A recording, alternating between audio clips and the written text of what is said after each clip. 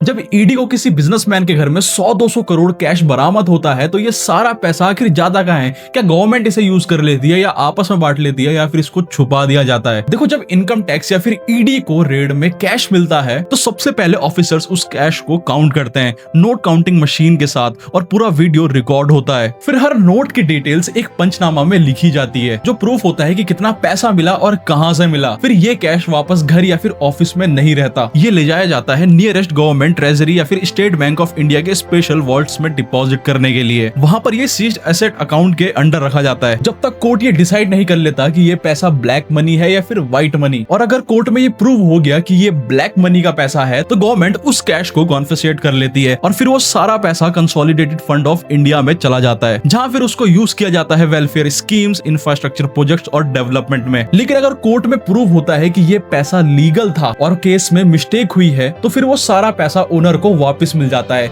लेकिन एक proper verification के बाद। कुछ केसेस में उस कैश को रिजर्व बैंक ऑफ इंडिया में रखा जाता है एविडेंस के रूप में, और जब केस क्लोज हो जाता है तब उसका फाइनल डिपोजल होता है। और ऐसी और एजुकेशनल वीडियोस के लिए आप फॉलो और सब्सक्राइब कर सकते हैं मेरे चैनल को।